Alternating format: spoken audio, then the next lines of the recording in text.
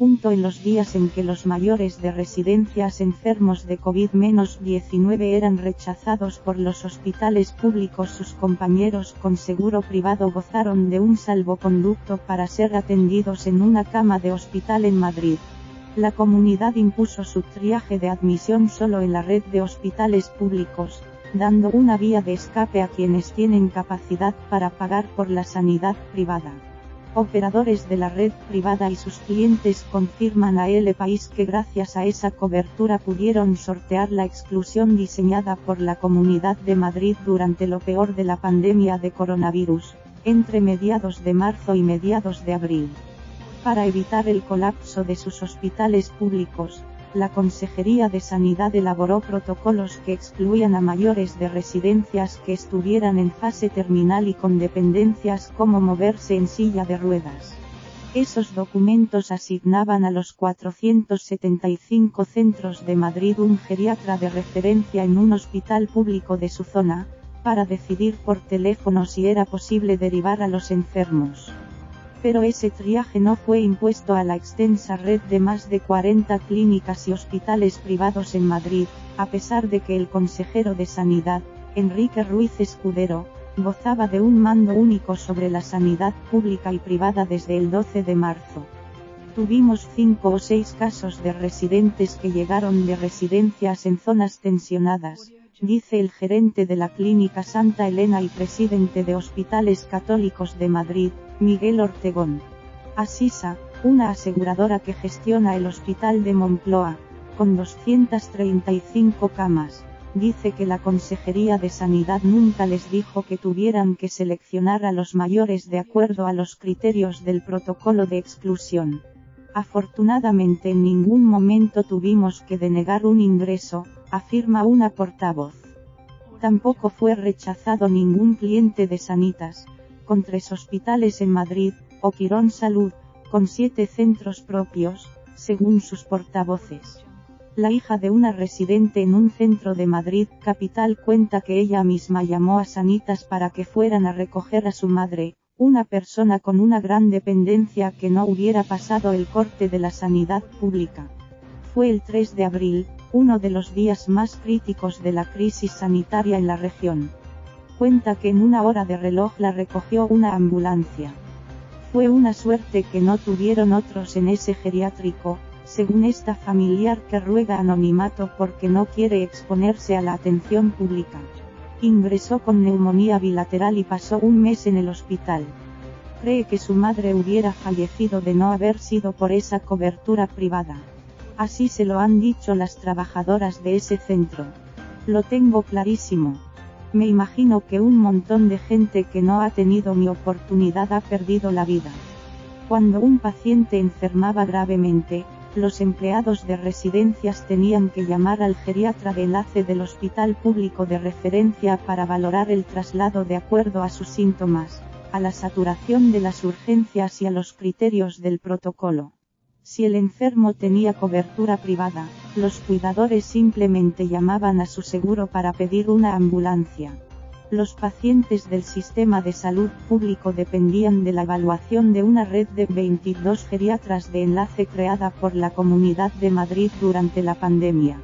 Se encontraban en el 12 de octubre, Alcorcón, Clínico San Carlos, Cruz Roja, El Escorial, Fuenlabrada, Getafe, Gregorio Marañón, Infanta Cristina, Infanta Elena, Infanta Sofía, Fundación Jiménez Díaz, privado con concierto público, La Paz, La Princesa, Móstoles, Príncipe de Asturias, Puerta de Hierro, Ramón y Cajal, Rey Juan Carlos, Severo Ochoa, Sureste y Villalba.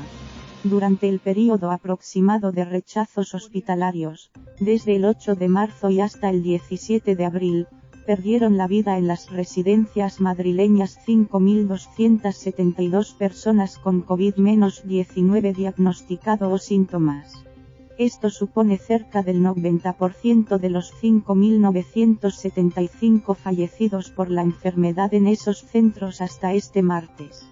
Alrededor de 300 familias de fallecidos se han unido ya a varias querellas colectivas contra el gobierno regional y las residencias. No hay datos oficiales del número de mayores en residencias que fueron atendidos por la red de hospitales privada durante el período crítico, pero sí hay cifras disponibles que son un indicio de que los demás rentas sortearon más fácilmente el triaje. Según datos de la comunidad del 25 de marzo, solo un 20% de los 102 fallecidos durante la pandemia, 21 personas, que vivían en las 25 residencias públicas del gobierno regional lo hicieron en un hospital. Mientras, el 36% de los 301 muertos que residían en geriátricos privados, 108 personas, había sido hospitalizado. Esta diferencia de trato entre hospitales privados y públicos pone en cuestión que durante la pandemia haya funcionado por completo una sanidad sin apellidos, como la han llamado algunos. La sanidad privada, con 6.068 camas en Madrid, ha hecho un gran esfuerzo. El 14 de abril había admitido a más de 1.250 pacientes derivados desde la red pública de hospitales, según datos que dio el consejero Escudero.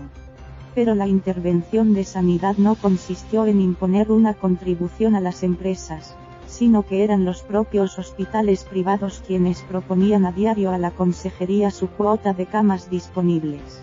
El grupo que coordinaba los traslados de la red pública a la privada estaba integrado por 12 personas, 2 de ellas representantes de la privada, que a diario celebraban una videoconferencia matutina, según el presidente de Hospitales Católicos de Madrid. Los hospitales privados daban su parte de camas disponibles, siempre asegurándose de que quedaría espacio disponible para los clientes de seguros privados. Sanitas tuvo sus índices de ocupación en torno al 95% en los peores días. Hospitales de la red católica como la Clínica Santa Elena, que añadió unas 20 camas a sus 76 habituales, estuvieron casi al límite. A veces Sanidad les enviaba de madrugada autobuses cargados de pacientes enfermos. Nos llamaban de la pública y les decíamos que podíamos darles 3, 4, 5, 7 camas, pero siempre tenías que reservar espacio para el paciente que llegaba con seguro, dice Ortegón. ¿Conoces casos de discriminación o irregularidades en una residencia de la Comunidad de Madrid?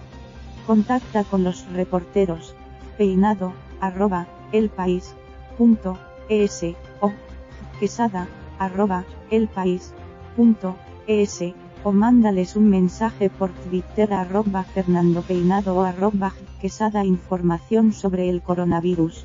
Aquí puedes seguir la última hora sobre la evolución de la pandemia. Así evoluciona la curva del coronavirus en España y en cada autonomía. Buscador, la desescalada por municipios.